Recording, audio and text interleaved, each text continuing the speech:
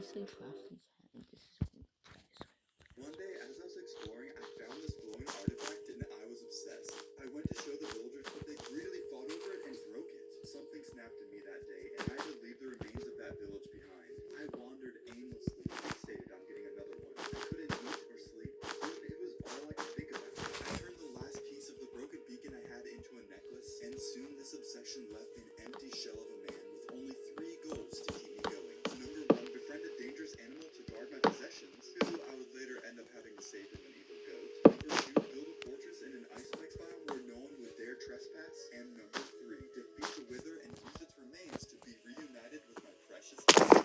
Now let's see what happened. Day 1, I wandered into a giant taiga forest, and as soon as I walked out from under a tree, I burst into flame. After collecting some wood, I began digging down. I got myself some basic tools and had to make a covering over my head to get to this next tree. Normally, I would get some food first, but I needed something to protect my head from the sun. I dug down into this cave and saw a light. Have you ever found a ruined portal underground before? I found a few shiny pairs of pants, a golden hoe, and a nice Rolex. It was only day 1 and I was looking pretty expensive. Then I grabbed some coal and iron and soon had myself an iron pick and a nice iron helmet. I used my new pick to collect the gold block from the portal, and I figured I might as well get some extra iron while I was down there. I tried to kill a spider while I waited for my iron to melt, and I quickly realized my rickety bones were not made for close-up combat. I would definitely need to craft myself up a bow. Once I had plenty of iron, I made myself full iron armor, but I did keep my protection 3 gold pants. While I was collecting a little extra iron, I was fortunate enough to stumble upon a mine shaft, which is one of the easier ways to get string in Minecraft apart from killing spiders. And you need a sword to get string from cobwebs.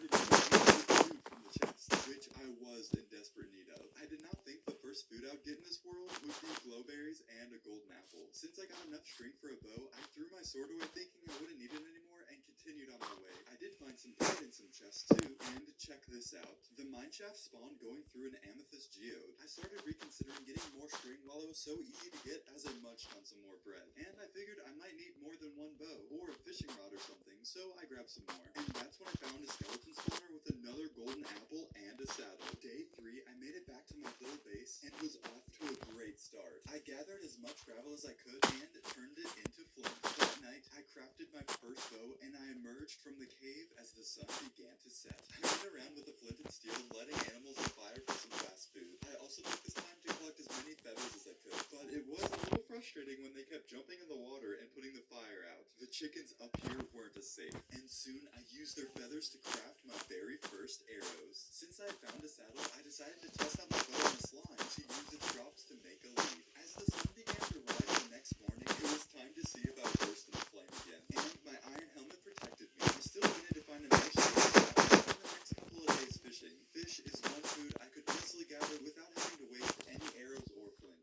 On day 6, I began traveling to find an ice spikes biome, which is one of the more rare places in the world. I came across a pillager outpost that had a few good things, mostly wheat and bread, and I noticed they had captured an iron golem, so I released it just for fun. Then I tried to join in killing it, and that was not the best idea. After killing most of the villagers, I ended the iron golem and saved the day. And just as I was walking away from the pillager outpost, my helmet broke and I caught fire. Hi. Dad? Oh, Dad. The crafting house is going well. This will make a massive.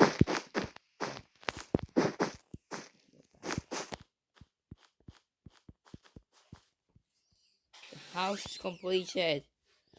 I'm gonna head out the house and look at from the outside. Oh yeah.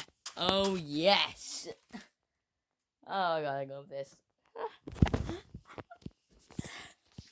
Oh god.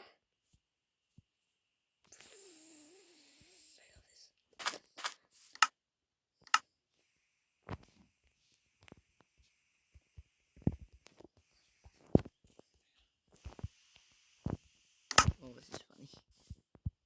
Look at this, look at the game.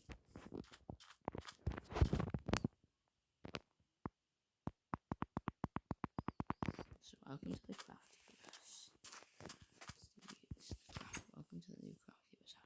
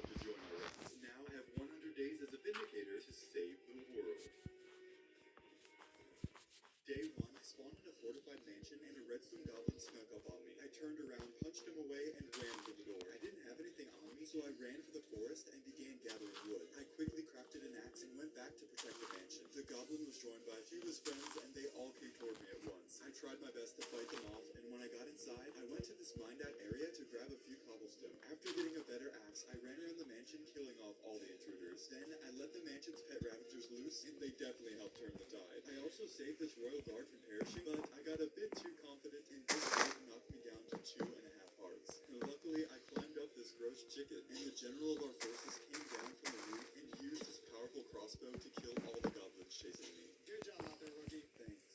Sweep through the mansion with 2 stragglers and meet me up the roof tomorrow, bright and early for your first mission. You got it. It took a while to check every room in the mansion. There was not much to find until I started walking down this hallway. The atmosphere felt a little off, and when I got to the end of the hallway, I found this strange man standing before me. He slowly turned around and told me about this video Yeah, sponsor. him. He seems so. To attack. We began to fight, but I guess the village didn't pay him enough because he ran off before we could finish our duel. I let them keep the extra defenses in case the Redstone army marched through here, but I did take their extra wheat. The next day, I began traveling back to the mansion, and that's when I noticed the wandering trader I fought previously who ran into some redstone mobs. After enjoying the show for a little while, I figured I better head back before I get in trouble for taking too long, and I luckily didn't run into anything else on my way home. On the night of day